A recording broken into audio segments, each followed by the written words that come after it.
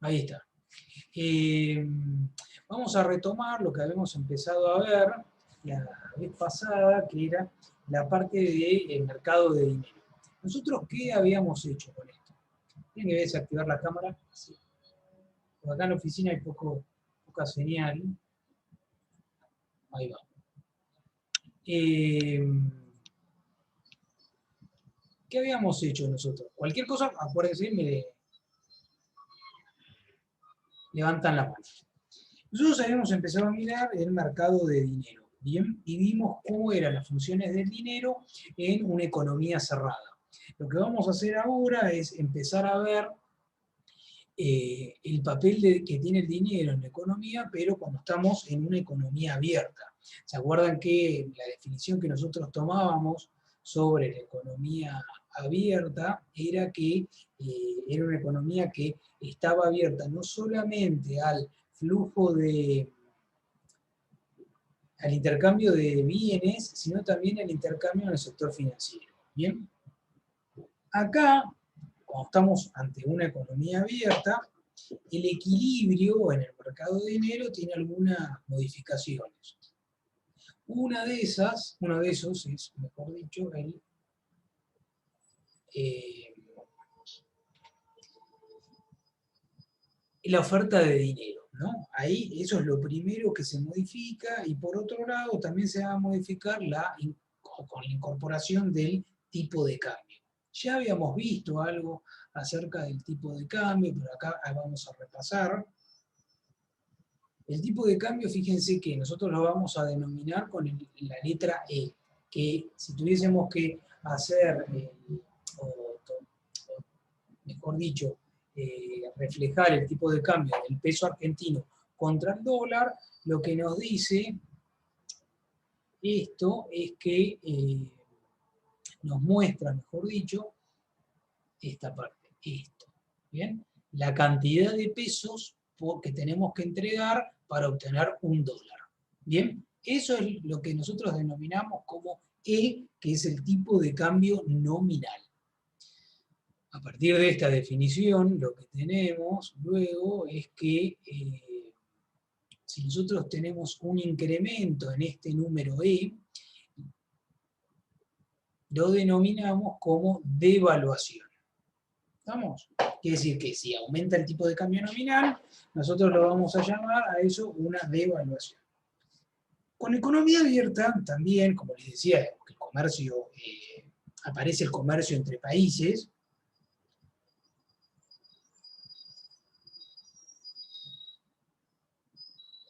Lo que vamos a hacer es utilizar, o por lo menos en esta parte vamos a suponer, que hay un vínculo entre los precios del país y los del otro país. El precio del país es lo que vemos ahí con la letra P, ¿bien? Y el precio de los bienes del resto de los países es P asterisco, ¿no? Esto. Este es el precio de los bienes fuera de nuestro país, con el resto del mundo. ¿Y cómo están vinculados esos precios? En esta instancia, vamos a suponer que el vínculo es a través del tipo de cambio nominal, ¿no? A través de E. Fíjense. Esto que nosotros vemos como cómo transformar el valor de los precios internos en términos del resto del mundo es lo que se denomina como paridad de poder de compra, ¿no? Fíjense que lo que hago es establecer que los precios domésticos, los precios argentinos, supongamos, son iguales a multiplicar el tipo de cambio por el precio internacional. ¿Estamos? Por ahora vamos a utilizar esto, que es hiper simplificado, ya sabemos, pero que nos va a servir para avanzar un poco en analizar los determinantes del equilibrio en el mercado de dinero. Si nosotros tenemos tipo de cambio flotante, lo que vamos a ver es que el tipo de cambio nominal se ajusta para que la oferta y la demanda de monedas se igualen. ¿Bien? Eso es bajo ese régimen cambiario. Pero esperen que hay gente que está queriendo entrar. Ahí está. Bueno, ¿Qué pasa, por ejemplo, si nosotros incrementamos la oferta de dinero?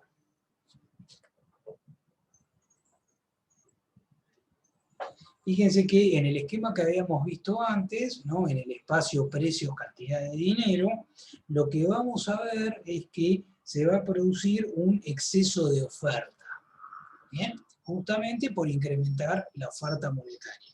Ahora, con el exceso de oferta de dinero, las familias lo que van a hacer es intentar comprar bienes nacionales y bienes extranjeros. Cuando estábamos en un caso de economía cerrada, un exceso de oferta de dinero, por definición, iba solamente a la compra de bienes nacionales.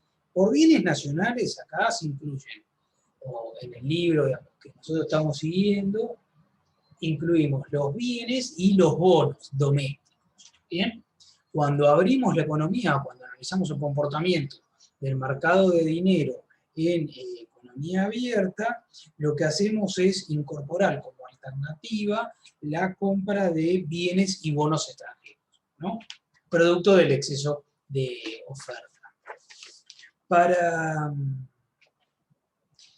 Bueno, estamos acá, entonces hay un exceso de dinero que las familias, como hay un exceso de oferta, para que el sistema vuelva al equilibrio, ese exceso de oferta se tiene que utilizar de alguna manera, ¿no?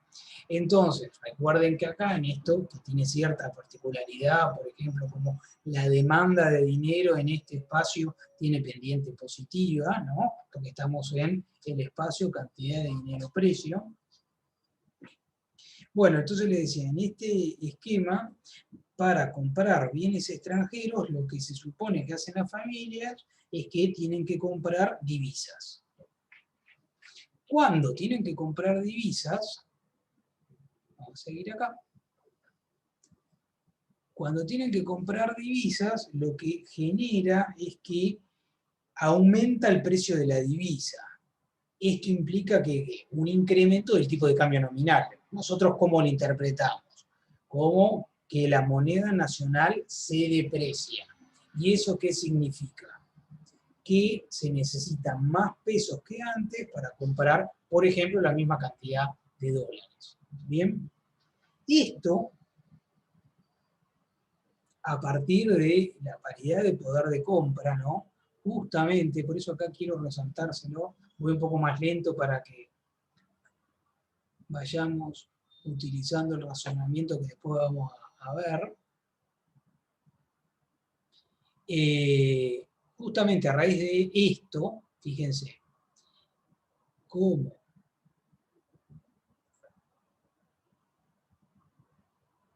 el tipo de cambio, perdón, el tipo de cambio se incrementó y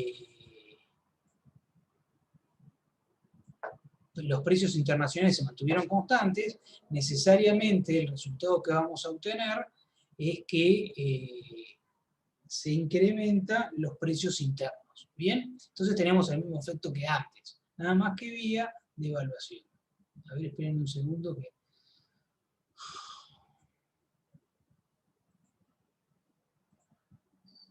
Sí, Paulina.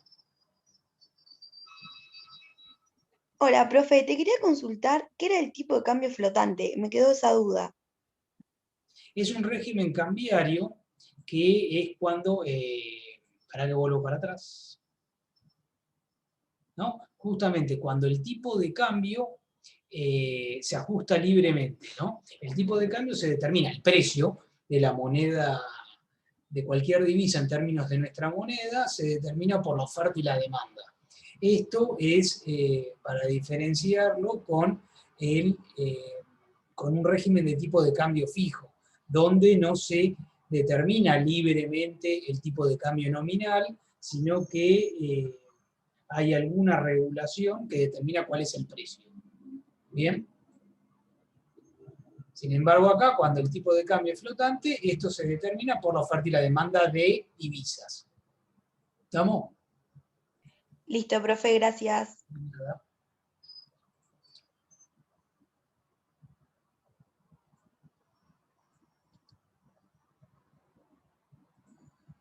Muy bien.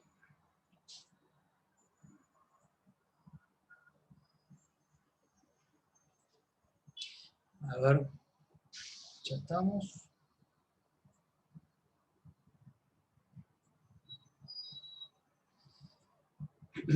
Bueno, vamos a seguir. No, bueno, vamos a retomar acá. En este, por ejemplo, ¿ven?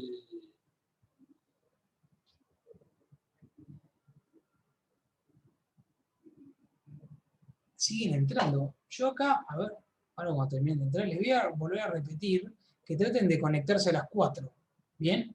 La clase es a las 4 de la tarde, no 4:30. Entonces les pido que más allá de que alguno pueda tener alguna situación particular, traten de todos estar disponibles para que nosotros los hagamos entrar a las 4 de la tarde, no hasta ahora, porque si no, vamos interrumpiendo todo el tiempo la clase. ¿Estamos? Bueno. Entonces, lo que les decía, fíjense que acá, ¿cómo hacemos para explicar que un incremento de la oferta monetaria genera un incremento de precios? Bueno, la cadena de razonamiento viene por lo que acabamos de decir. Este exceso de oferta de dinero va a parar principalmente a dos cosas. Uno es a los bienes nacionales y otros a los bienes extranjeros. La parte de los bienes nacionales son los que vimos la clase pasada, ¿no? Justamente que cómo hacía para generarse el incremento de precios. Ahora, con la economía abierta, lo que hacemos es incorporar a los bienes extranjeros y vemos que el mecanismo de ajuste para que haya un incremento de precios es a través del tipo de cambio nominal, ¿no? Como estamos en un régimen de tipo de cambio flotante, no hay intervención, bajo estas condiciones, tipo de cambio flotante y además paridad de poder de compra, tenemos que este incremento de la oferta monetaria termina generando un incremento de precios. ¿Bien? Bueno, esa es la primera diferencia. Luego, nosotros, ahora cuando tenemos la economía abierta, podemos ver que en realidad el tipo de cambio va a depender no solo de la política doméstica, sino de la política monetaria del resto del mundo. Para simplificarlo, para tener en cuenta este determinante, vamos a suponer que hay dos países, el nuestro y el extranjero. ¿Bien? Entonces fíjense que dentro de nuestro país se cumple la ecuación cuantitativa y además la paridad de poder de compra, ¿no? Es esto que tenemos acá. En el extranjero se cumple, en el otro país se cumple lo mismo, que es la misma ecuación, nada más que con los asteriscos, que indican que es del resto del país. Si nosotros partimos de la paridad del poder de compra, ¿no?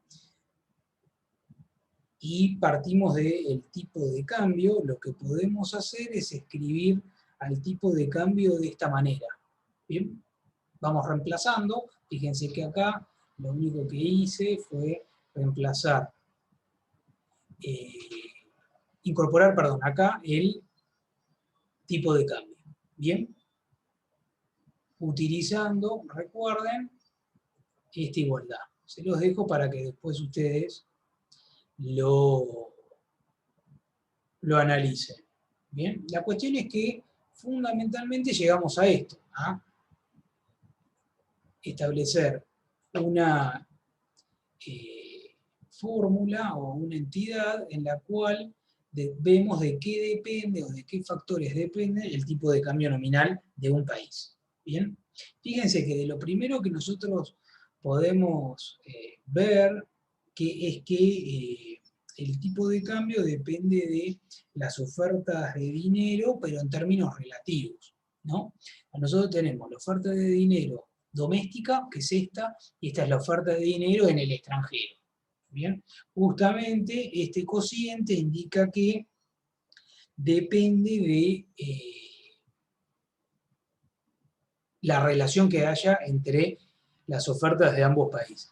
Fíjense qué sucede si nosotros incrementamos la oferta monetaria doméstica y el resto de las cosas que se mantienen constantes, ¿qué vamos a tener? Lo que está indicado acá, ¿no? Justamente, ceteris paribus, vamos a ver que el tipo de cambio nominal se deprecia. ¿Bien? Entonces vamos a tener como si fuese una devaluación. Si por el contrario nuestra oferta monetaria se mantiene constante, pero lo que se modifica es, o mejor dicho, se incrementa la oferta monetaria del extranjero, lo que vamos a tener es una caída en el tipo de cambio nominal que nosotros podemos llamar apreciación del tipo de cambio. Fíjense que esto, a pesar de que está respaldado con supuestos hiperestrictos, da una idea, y además hiper simplificado, da una idea acerca de que, primero, el tipo de cambio nominal no depende exclusivamente de la política económica interna, ¿no? Bajo estos supuestos, si la política monetaria, supongamos, de un país no se modifica nada, de todas maneras podría haber una apreciación. En el caso en que el otro país incremente su oferta monetaria. ¿Bien? Fíjense qué ocurre cuando las variaciones en la cantidad de dinero o la oferta monetaria son iguales en el país y en el extranjero. ¿Qué obtenemos acá? Que en cada país los precios aumentan, pero el tipo de cambio se mantiene constante, no se modifica en nada. ¿Bien? Todo esto, todas estas conclusiones que yo estoy diciendo, hay que tener en cuenta que sirven para este modelo, ¿no? Estrictamente. Esta relación entre la oferta monetaria, el tipo de cambio nominal y el nivel de precios de la economía es bastante dependiente de los supuestos que yo haga. Si yo, por ejemplo, digo, ¿no?, por levantar un supuesto, que esto no se cumple, que la paridad del poder de compra no se cumple dentro de un país, esto no lo puedo aseverar. ¿Estamos? Entonces, siempre recuerden, sobre todo en estas cuestiones que van analizando las relaciones entre el tipo de cambio, el nivel de precio de la economía o la cantidad de dinero, que estas conclusiones son válidas cuando analizamos este modelo y además cuando movemos las variables de a una, ¿no? Utilizamos este concepto que siempre apelamos en el análisis económico, por lo menos en el análisis de pizarrón, que es que movemos las cosas una variable manteniendo el resto constante, ¿no? Fíjense acá. Ustedes habrán escuchado varias veces que se dice que un incremento de la oferta monetaria genera un incremento de precios, ¿no? Bueno, para poder decir eso, en esto que acabamos de ver, nosotros ya podemos decir que, bueno, ¿eso es válido? Sí, solo sí. La demanda de dinero se mantiene constante y se cumple la paridad de poder de compra y además el tipo de cambio es flotante. ¿Estamos? Son tres condiciones que se tienen que cumplir para que yo pueda aseverar así que el incremento de la oferta monetaria genera un incremento de los precios. ¿Estamos? ¿Por qué? Por ejemplo, supongamos que nosotros tenemos un incremento de la oferta monetaria y que a la vez tenemos una expansión de la demanda de dinero, ¿no? Si yo agrego eso, miren, vamos a hacerlo acá, supongamos que nosotros tenemos la oferta de, ¿cómo se llama? No, perdón, la demanda de dinero se traslada a la derecha, ¿no? Son cosas que se dan al mismo tiempo. Si nosotros tenemos este caso, ¿qué sucede? Tenemos un incremento de la oferta monetaria que no genera ningún incremento de precios. ¿Bien? Estos son ejemplos que les voy dando para que vayan teniendo en cuenta cómo se tienen que razonar el movimiento de las variables y sobre todo las conclusiones que se pueden sacar utilizando estos modelos. ¿Bien? Bueno, ese es uno de los casos posibles. Vamos a ir. Esto ya lo dijimos, muy bien. ¿Qué sucede cuando hay un régimen de tipo de cambio fijo? Nosotros tenemos este tipo de régimen, que es uno de los extremos, ¿no?, que existe cuando el Banco Central lo que hace es garantizar el precio de la moneda doméstica o la moneda nacional en términos de la moneda extranjera, ¿no? Alguien dice, bueno, establece como regla que la cantidad de pesos que hay que entregar por cada dólar, por cada yen, por cada euro, es tanto, queda fijo. Entonces lo que hace el Banco Central es intervenir en el mercado cambiario para mantener ese tipo de cambio. Bien, ahí, entonces bueno, vende todas las divisas que le demandan, ¿no? Y a ese precio. Esa es fundamentalmente la regla elemental de un régimen de tipo de cambio fijo. Esta intervención que tiene el Banco Central en el mercado de cambios hace que aparezcan un concepto que son las variaciones de las reservas internacionales, ¿no? Que es lo que, fíjense que está puesto acá. ¿Esto qué es? Primero, la variación de las reservas, ¿no? Que están en poder del Banco Central. Ya vimos en la clase pasada, o la anterior, no me acuerdo, habíamos visto cómo se formaba el balance del Banco Central. Bueno, y una de las cosas que habíamos visto que tenía el Banco Central eran reservas internacionales. Cuando intervienen en el mercado de cambios, esas reservas empiezan a modificarse. ¿Se acuerdan que, una cosa al margen, nosotros que habíamos visto? El Banco Central, o la autoridad monetaria, tenía reservas internacionales por dos motivos. El primero, o uno de ellos, era para intervenir en el mercado de cambios. Y otro motivo podía ser la reserva de valor. ¿Estamos? Eran dos motivos que aparecían para que uno viera reservas en el Banco Central. Entonces, fíjense, esas reservas son las que nosotros ahora vemos como con variación, ¿no? Y acá están multiplicadas por el tipo de cambio nominal. ¿Por qué está multiplicado? Para traducirlo todo a pesos domésticos, ¿no? La unidad, el tipo de cambio nominal que nos dice que es la cantidad de pesos por dólar, por ejemplo, si las reservas están en dólares.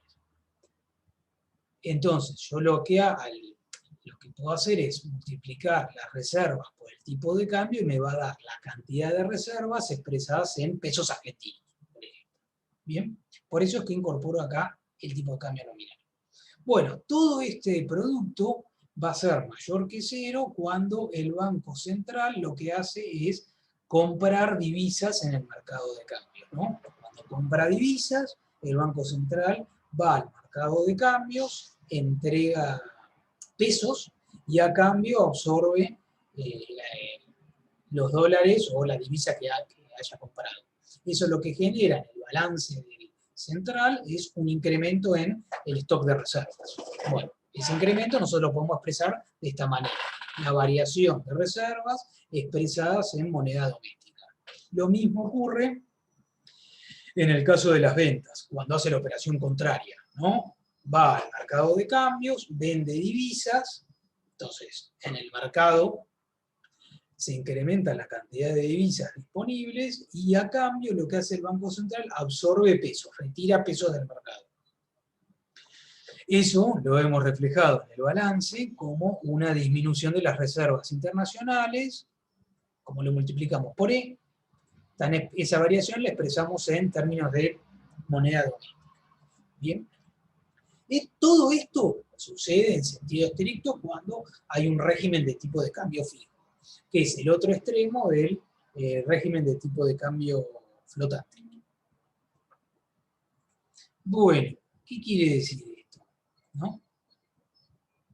Supongamos que vamos a ver el ejemplo de cómo un banco central interviene en el mercado de cambios.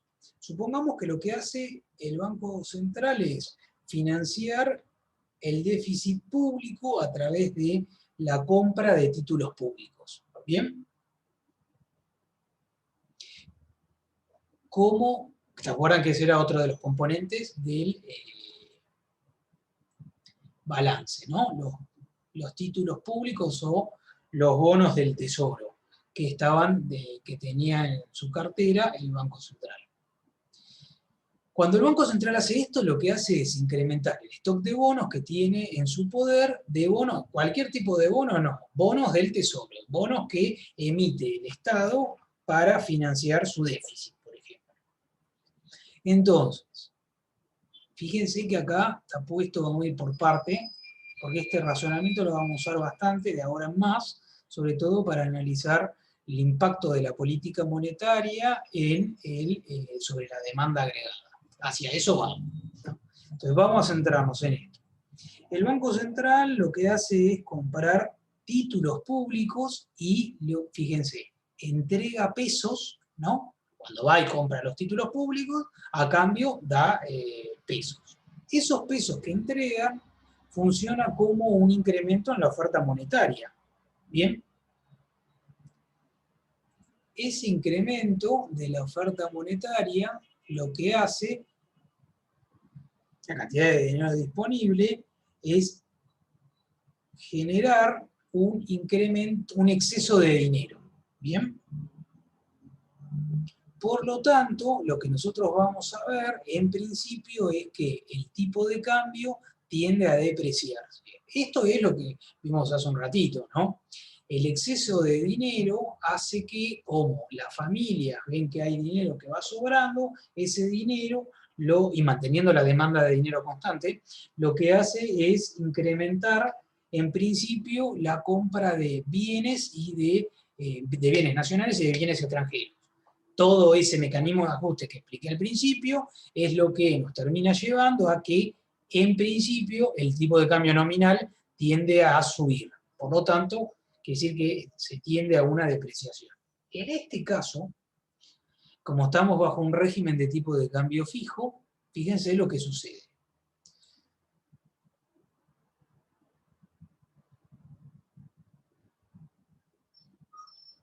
Con tipo de cambio fijo, el Banco Central está comprometido a mantener E constante, directamente, ¿no? Entonces, cuando el público usa el exceso de dinero, ¿no?, y presiona al alza el tipo de cambio nominal, el Banco Central lo que hace es directamente entregar dólares al tipo de cambio fijo, ¿no? Por lo tanto, lo que hace es una venta en el mercado de cambios. Y eso es lo que se ve reflejado acá, ¿no? Justamente esa venta implica que disminuyen las reservas en el Banco Central.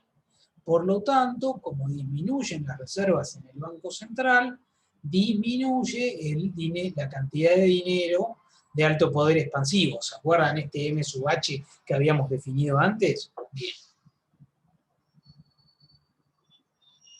Y esto es lo que justamente para recordar, es lo que está puesto acá. Las variaciones en la cantidad de dinero responden a variaciones en los bonos del Tesoro y variaciones en las reservas internacionales, ¿no? Bueno, multiplicado por el tipo de cambio. Bien, ¿qué tenemos como resultado, entonces? Que el incremento de los bonos del Tesoro es contrarrestado por una caída en las reservas internacionales y la cantidad de dinero de alto poder expansivo se mantiene constante. ¿Bien?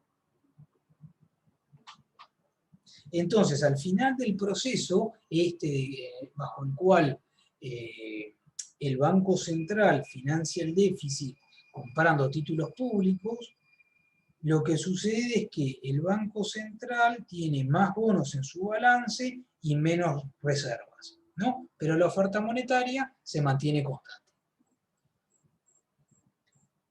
Por lo tanto, fíjense que acá lo que sucede es que cuando el tipo de cambio es fijo, el Banco Central pierde el control de la oferta monetaria directamente. Bien. ¿Qué pasa acá si este esquema sigue, ¿no?, completamente? Si el Banco Central sigue financiando el déficit a través de la compra de títulos públicos, lo que va a suceder, si nada cambia, es que el Banco Central pierde muchas reservas y se termina abandonando el régimen de tipo de cambio fijo. Bien, a partir de ahí, cualquier incremento de la oferta monetaria lo que va a producir es un incremento de los precios. Bien, una vez que se rompe este esquema. Esperen que vamos a borrar. Bien, ¿está claro esta cadena de razonamiento? ¿Alguna pregunta hasta acá? Bien. No hay preguntas. Cuando nosotros tenemos el mercado de dinero, etcétera, hay algo que aparece, un fenómeno que siempre nosotros podemos analizar, que es el fenómeno denominado inflación.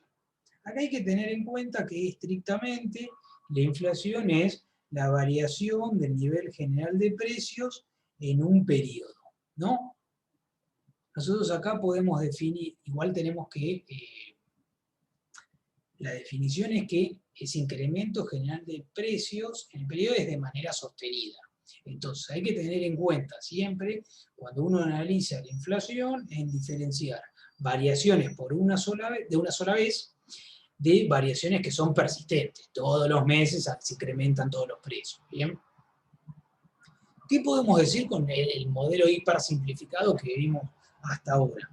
Podemos determinar que a raíz de la ecuación cuantitativa, cuáles podrían ser los determinantes de la variación de precios, ¿no? Hay un montón, y hay teorías un poco más complejas o diferentes. Nosotros recuerden que lo que estamos haciendo es centrarnos en este modelo hipersimplificado. ¿Qué sucede acá? Fíjense, nosotros partimos de esta...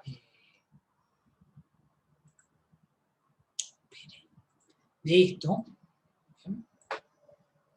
y lo que podemos decir ya automáticamente es que si la velocidad del dinero se mantiene constante y el producto real no se modifica, entonces, si movemos la cantidad de dinero, automáticamente vamos a tener una variación de precios, ¿no? Otra vez, recuerden que es como en el caso anterior. Nosotros acá estamos. ¿Por qué podemos decir que el incremento de la cantidad de dinero genera un incremento de precios? Centrándonos exclusivamente en lo que está acá escrito, lo podemos decir porque la velocidad del dinero se mantiene constante y porque además el producto real de la economía se mantiene constante. ¿Qué sucede? Fíjense, si yo acá les pregunto, bueno, ¿qué pasa si la variación en la cantidad de dinero es compensada por un incremento en el producto real? Ahí lo que tenemos como resultado es que los precios no varían. Y tuvimos un incremento de la cantidad de dinero sin incrementar los precios. Bien, que parece en principio hasta contradictorio. Y eso no es contradictorio. Si ustedes lo miran de una manera ordenada, lo que está escrito en la presentación, es obvio, ¿no?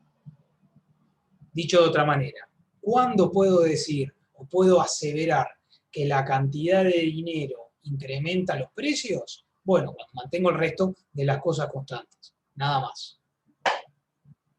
Si se empiezan a modificar, hay que ver. Y en el terreno de las posibilidades, uno podría ser que podría tener como resultado que si se empiezan a mover las otras variables, la variación de precios se anula o incluso caiga. ¿Bien? Solamente por mirar esto.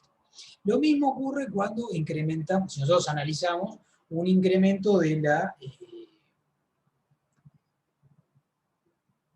velocidad del dinero.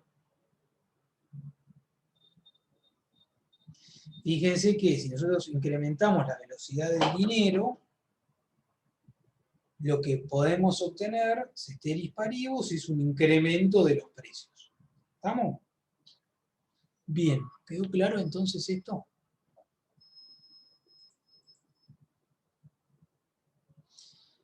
Otra cosa que tenemos que incorporar son el concepto de tasas de interés, ¿no? Y ahí tenemos que diferenciar, como habíamos visto al principio de la cursada, las variables nominales de las variables reales.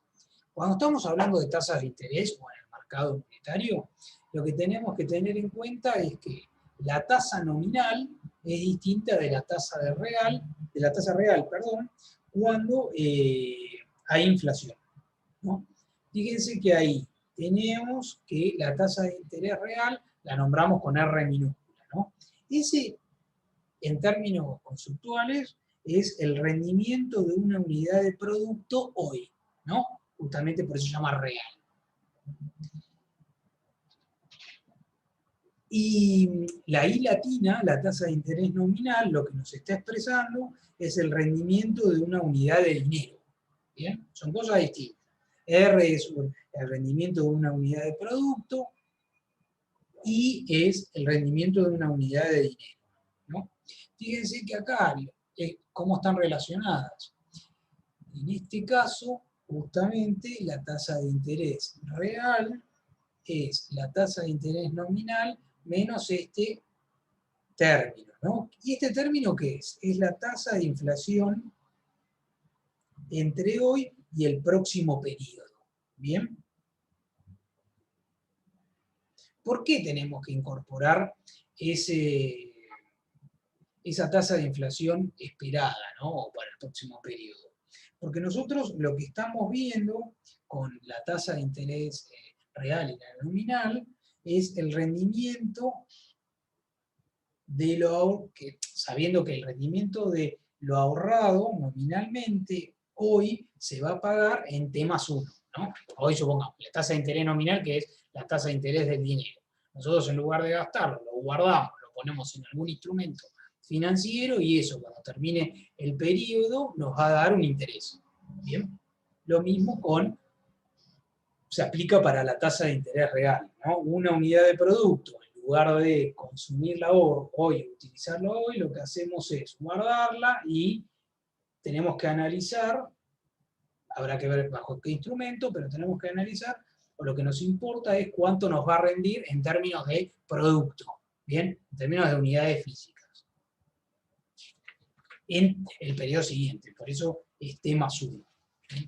Otra de las cosas que están relacionadas y que dejo para que nos miren ustedes es lo que aparece como indexación, ¿no? Acá solamente les aclaro una cosa. La indexación es un mecanismo de ajuste de las variables nominales para tener en cuenta la inflación directamente. Estrictamente lo que implica es tener algún mecanismo por el cual los pagos futuros, por ejemplo, de un crédito, ¿no? O de un préstamo, o de alguna inversión, uno lo que hace es cuando bajo cualquier instrumento, se inmoviliza el capital hoy con la promesa de que a futuro se va a devolver con algún interés. Ese interés en general es nominal. Lo que se hace con la indexación es ajustar ese rendimiento nominal por alguna variable que tenga en cuenta el movimiento de precios, ¿no? Por lo tanto, la inflación. Hay distintos mecanismos, etcétera, pero bueno, eso es lo que quiero que ustedes sigan mirando en el libro. Lo último que tenemos en relación a esto es la relación entre la velocidad del dinero y la tasa de interés nominal. Nosotros vamos a ver que hay una relación positiva, que quiere decir que si se incrementa la tasa de interés nominal, la velocidad del dinero va a aumentar, ¿no? Y habíamos visto, fíjense,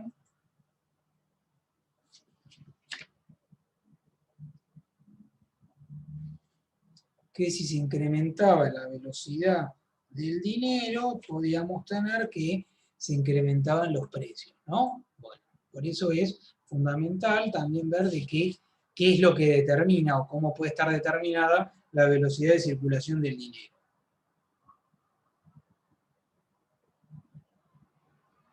¿Cómo es esta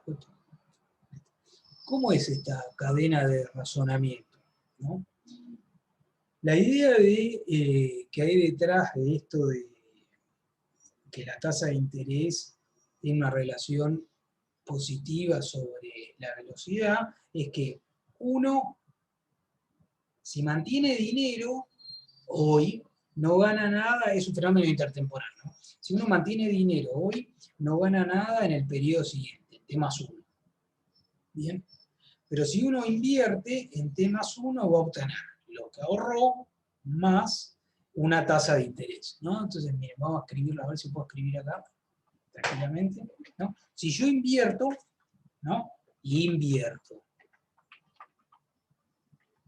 en T más 1, lo que voy a obtener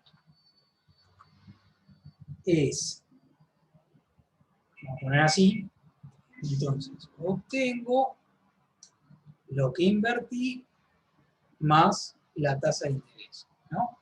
Vamos a poner así, invertí,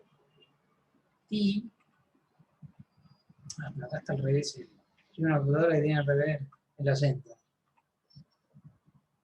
Bien. ¿Estamos? Entonces, fíjense que esto lo que implica es que los saldos reales, ¿no? La demanda de dinero por motivo de transacción que tengo hoy, va a depender negativamente de la tasa de interés, lo obvio, ¿no? Porque si yo incremento la tasa de interés, lo que voy a querer, o lo que el público o el agregado va a responder es directamente manteniendo menos cantidad de dinero. Por lo tanto, fíjense que el incremento de la tasa de interés lo que va a generar es una caída, vamos a ver si lo podemos poner, ¿no? Sube la tasa de interés, entonces, fíjense, lo que vamos a tener es una caída de los saldos reales, ¿no? Ya habíamos visto qué significaban los saldos reales, y por lo tanto lo que vamos a tener es una que sube, ¿no? Un incremento de la velocidad de dinero. Bien, justamente esto es lo que, ahí está, me está mostrando la relación positiva entre la tasa de interés nominal y la velocidad de circulación del dinero. Bien, por eso es que puedo escribir o poner este más acá debajo. ¿Estamos? Bueno, ¿alguna pregunta hasta acá? A ver. Sí, Enzo. Sí, profe, me quedó una duda sobre eso, de que la velocidad depende positivamente de la tasa de interés nominal. Entonces, lo que pasaría es que baja, o sea, aumenta la tasa de interés nominal, baja la oferta de dinero y sube la velocidad. No, no es la oferta, ¿no? Sino justamente la caída en los saldos reales es la demanda por motivo de transacción, ¿te acordás?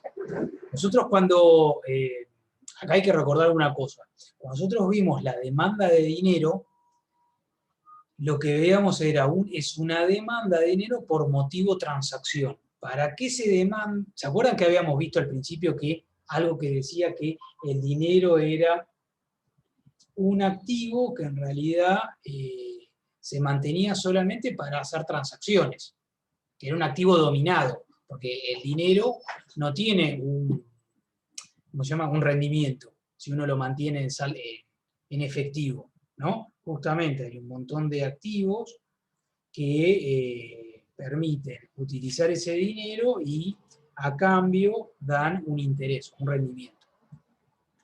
Entonces acá fíjense que siempre veníamos hablando de esa manera. Entre los motivos por los cuales se mantiene dinero en efectivo es lo que se denomina motivo transacción. ¿Qué es lo importante cuando vimos la demanda de dinero? Es que era una demanda de saldos reales.